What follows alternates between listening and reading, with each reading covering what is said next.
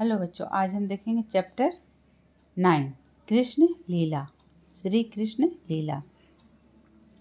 एकदा षड्वर्षीय श्री कृष्ण वृंदावने यमुना तटम अगछत। एक बार षड्वर्षीय मतलब 6 वर्ष के श्री कृष्ण वृंदावन में यमुना तट के किनारे गए। ये हमारा सब भूतकाल में है। गोपा अपि तेन स अगछन। गोपा मतलब हो गया ग्वाले, ग्वाले भी उनके साथ गए। गोपा पिपाशया, पिपाशया मतलब हो गया प्यास से। गोपा पिपाशया आकुला भूत्वा यमुना जलम अपिबन। ग्वाले जो थे वो प्यास से व्याकुल होकर, भूत्वा मतलब होकर, इसमें भू धातु में कत्वा प्रत्यय लगा हुआ है, तो होकर, इसका मीनिंग क्या हो गया? होकर। यमुना जलम अपिबन, ग्वाले प्यास से व्याकुल थे होकर यमुना के जल का पानी पिया। ते मूर्छिता अभवन, वे सब मूर्छित हुए, मतलब वे सब बेहोश हो गए।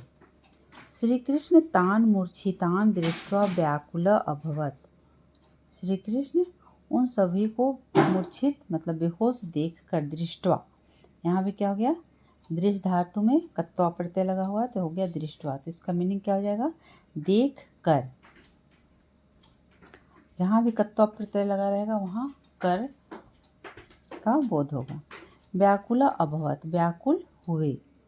वस्तुतः यमुना जले काली नागस्य कुंडम आसीत। वास्तव में यमुना जल में कालिया नाग का कुंड था। तेन यमुना जलम विषज्वालाभि विषाक्तम जातम, उससे यमुना का जल उसके विष ज्वाला से विषाक्त हो गया था, विषैला हो गया था। अनेके खगा पश्वा च तत्जलम पीत्वा मृत्युम प्राप्ता। अनेक खग और पशु सब उस जल को पीकर मृत्यु को प्राप्त किए थे, अर्थात उनका मृत्यु हो गया था। वायु अपि तेन विषयुक्त अभवत, और वहाँ से बहने वाली जो हवा थी वो भी विषयुक्त हो गई थी, वो भी विषैला हो गई थी। वृक्षा तेन वायुयान शुष्का जाता, और वृक्ष जो थे वे भी उसके उस वायु से शुष्क मतलब सूख जाते थे, सूख गए थे। यदा श्री कृष्ण एतत् सर्वम अपश्यत, अब श्री कृष्ण यह सब देखे, तदा स एकम वृक्षम आरोहत। जब श्री कृष्ण ये सब देखे तब उन्होंने एक वृक्ष पर चढ़ गए। तस्मात् वृक्षात् स विषयुक्ते जले अकूदत, उसके बाद वृक्ष से वह विषयुक्त जल में कूदे। कालिया नागस्य एकाधिशतम फना आसन, कालिया नाग का 101 फन थे। स तान प्रसार्य कृष्णम प्रहर्तुम इच्छत, वह उनको फैलाकर कृष्ण पर प्रहार करने का इच्छा किया, मतलब उस पर प्रहार करना, कृष्ण पर प्रहार करना चाहा। श्री कृष्ण तस्य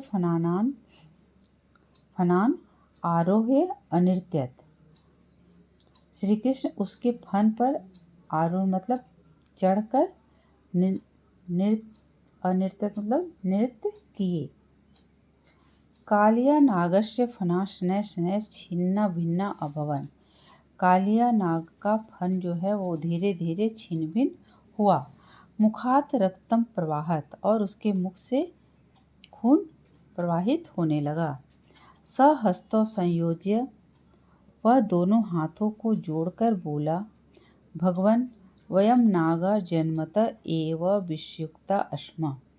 भगवान हम सब नाग जन्म से ही विषयुक्त मतलब जहरीले होते हैं।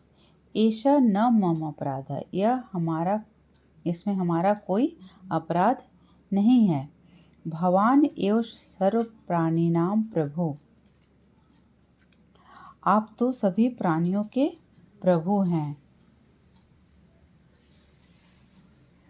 अनुग्रहम कर्तु निग्रहम वा, अनुग्रह करके हमें सजा दें।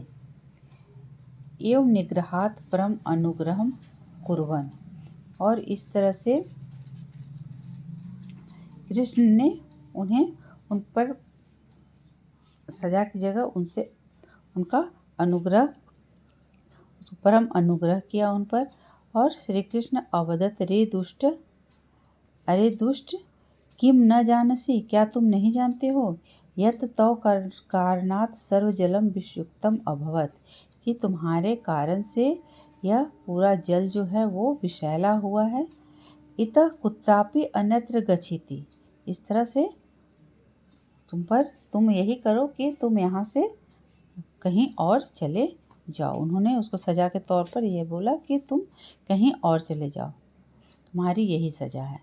कालिया नागा तत् पालयते पलायित,